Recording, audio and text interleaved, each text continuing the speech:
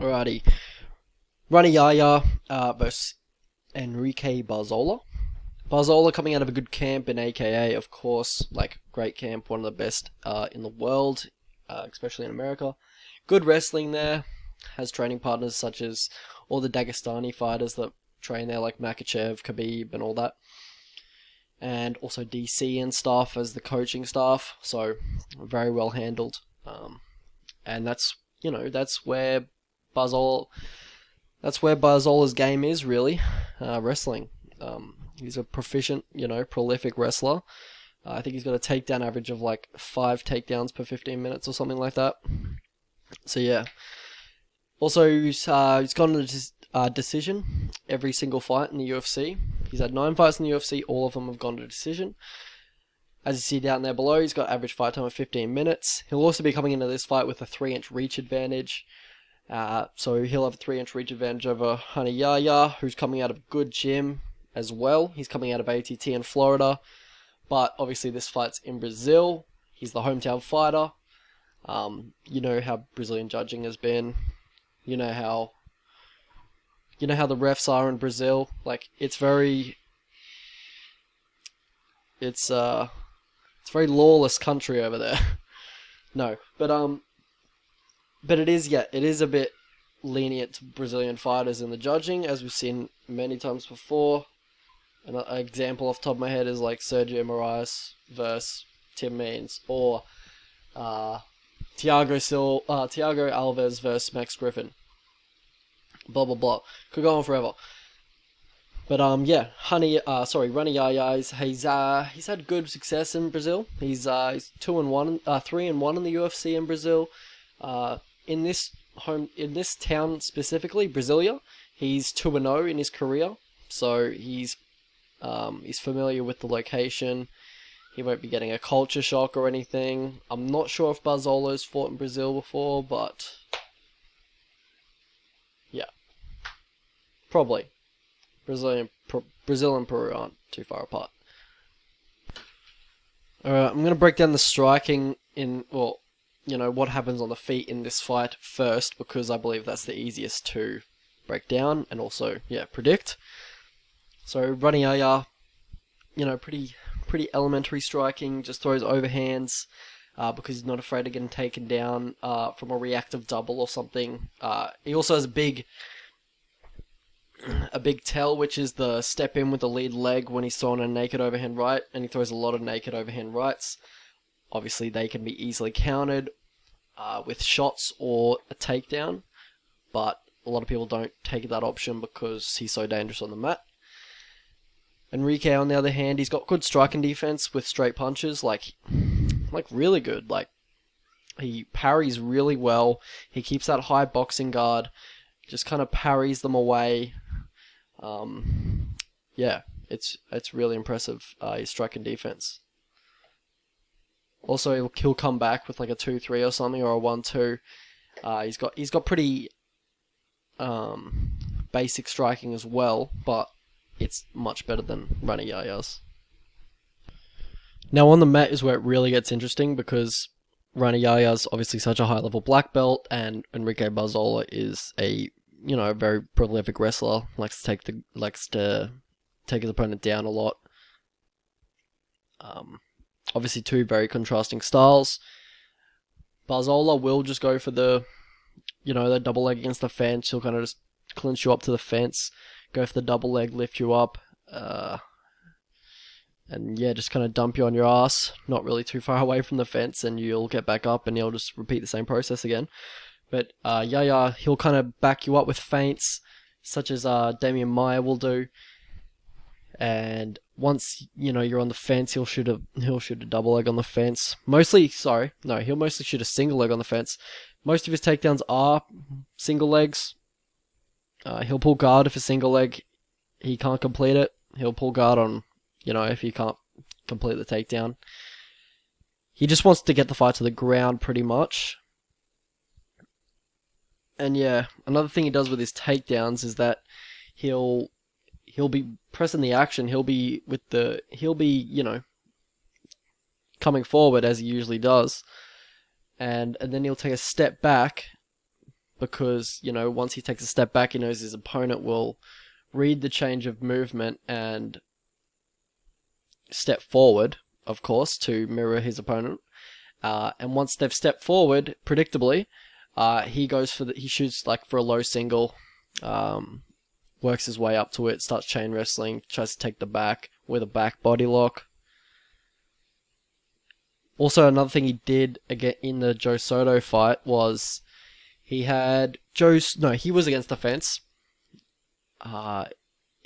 He wasn't offensive at all. He was just defensive. He was sitting there. He was just standing there, just waiting for Joe Soto to fire. So Joe Soto had him against the fence. Joe Soto loaded up on a big overhand, as you would do, because he's a trapped animal against the fence. Like, there's not much place, there's nowhere to move. But Yahya will go to his left, or right, depends, and circle around, so do a complete 180, which means now Joe Soto's on the fence because he just hit air, and he still needs to recover from his, missed shot. So he needs to take another step to just get his balance again. So he's obviously stepping forward when Yahya has circled around to the back, such as like a Lomachenko would do. Not as smooth though, but yeah. He'll circle around to the back, and now Joe Soto's back's on the fence, and now Rani Yahya will go for the takedown. Usually a single leg, as I said before. And Enrique Barzola, yeah, he'll kind of just, get you against the fence. If you're sticking your head out, or if you're on all fours to get back up to your feet, he'll grab the front pinch and just kind of control you. He'll also get a wrestling ride and start trying to control you. Mostly he's just trying to control you. Doesn't really have great top control. He does give his back when defending the back body lock, which is dangerous against Rani Yahya, because Rani Yahya will jump back. He will jump back. These are the lighter weight divisions. They do stuff like that. What I mean by jump back is that, he'll try and get on Enrique's back standing, like a backpack. Yep, so that's the strike and grappling broken down. So now we'll go to how they win their fights. Rani Yahya, how he wins his fights, obviously the Brazilian Jiu-Jitsu. He's a legit second degree BJJ black belt. He's got great reversals when he gets taken down, which he might in this matchup. I would not advise it if I was Barzola, but he may, because that's his game. He's got great submission defense. He's good at making it a grappling match when, his opponent would rather not engage in a grappling match.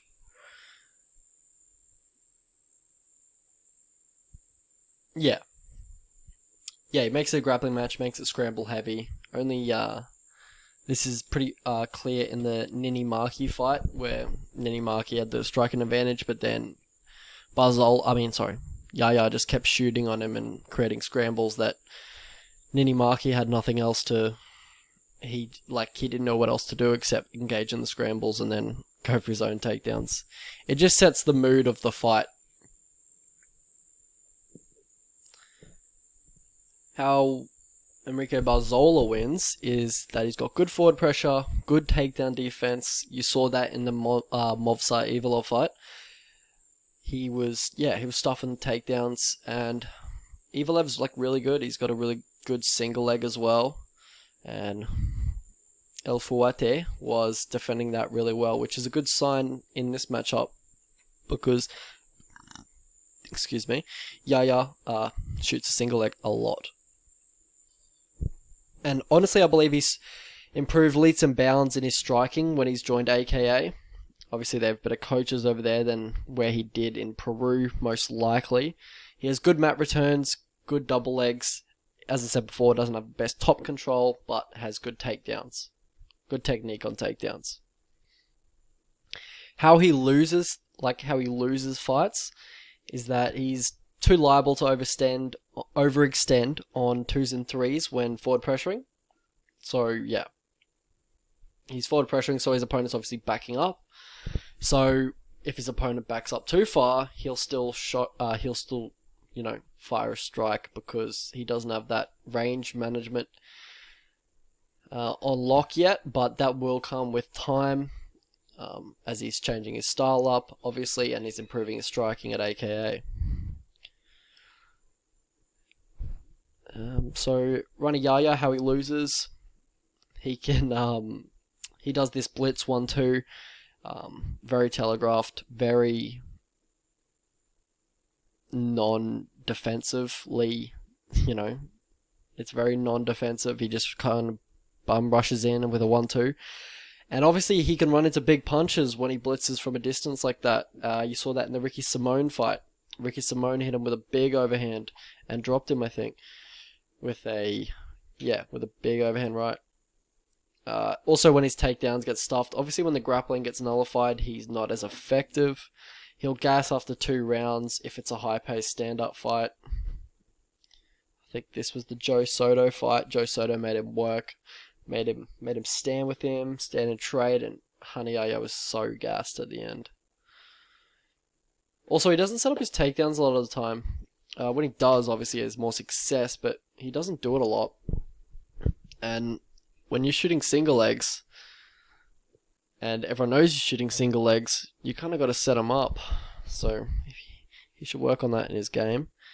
Also, he's a wily veteran. He'll go for cage grabs, inside the gloves, glove grabs, up kicks, like illegal up kicks, spine strikes, short grabs. He'll do it all. He's a wily veteran. A BJJ veteran in the scene, and he's fighting in Brazil, so that shit might fly.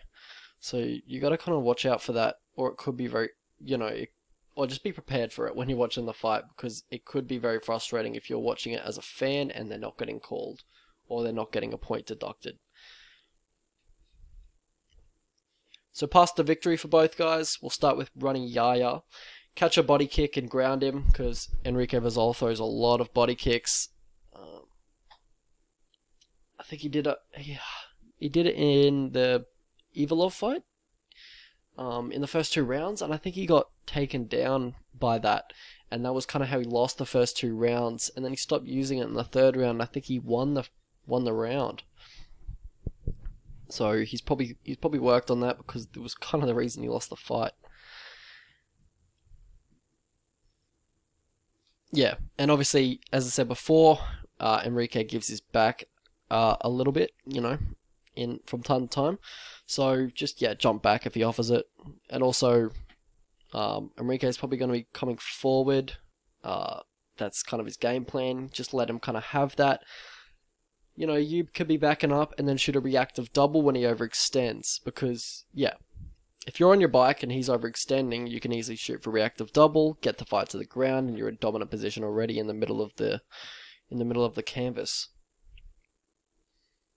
But Enrique does have decent get-ups. We saw that in the Movsar fight when he's against the fence, but we don't know really when he's in the middle of the octagon with a high-level Brazilian Jiu-Jitsu black belt on top of him. Past the victory for Enrique. Don't throw more than 2 punches in a combo, or else he'll just read it and shoot. Don't throw that body kick. Yeah, as I said before, just don't do that. It lost you your last fight. Just please make that read. Keep him on the outside. Pretty much just keep him on the fence, so he doesn't have that space to step back and then shoot. So get more explosion on his double leg or reactive double. So keep him on the fence. Keep feigning. Sprawl and disengage. Sprawl, don't engage, or don't let him pull guard on you. Takedowns to clinch rounds. Yeah, like as you saw in the Ricky Simone fight, as soon as at the end of the rounds, he would just shoot if he has a safe amount of time, which is like 40 seconds. There's not much Rani can do off his back in 40 seconds, so it's a good look for the judges if you get a takedown just to ice the round. I also set a pace. I believe you have the much better cardio than Rani Yahya. So set a pace, he can't keep in the striking. And yeah, as I said before, he blitzes, very, very predictable, very told, sorry. So yeah, angle off, look for a counter right hand from the side, try and crack the jaw, and yeah, no takedowns early in rounds, just keep it on the feet. So how I see it going, I really like how Barzola's striking's improved in his last few fights when he's joined ATT. This will help him a lot in this fight specifically because he'll want to keep it standing. And an assumption I'm going to make is that I believe Barzola's takedown defense is going to be good enough to nullify Rani Yahya's Brazilian Jiu-Jitsu game. I see it hitting the mat, a fair bit, but I see Barzola's Brazilian Jiu-Jitsu holding up. Maybe Barzola shoots a takedown at the end of the round. Maybe Rani Yahya does get the single leg on him and does complete it, but I think Barzola's takedown defense and get-ups are going to be good enough to not get subbed. The only problem I have is that he gives his back, and Rani Yahya can jump back. He's done it before, and sub you, or get the back control for the whole round. It's very hard to get someone off your back when they're backpacking. But if he gets it in the first round, Rani Yahya could gas his legs out, could gas his arms out, going for the... So don't stress if he gets it in the first round, because it might be a good thing for Barzola. So yeah, I think the AKA coaches are going to tell him, give him the perfect game plan. And yeah, I just see another 30-27 here. I see this pretty much playing out the same as the Ricky Simone fight versus Rani Yahya. I think he's just facing a better wrestler. Wrestling versus Brazilian Jiu-Jitsu. Just stuffs the takedowns, keeps it on the feet, has the better stand-up. Yeah, so I'm going Barzola by decision. Let's look at the betting lines real quick.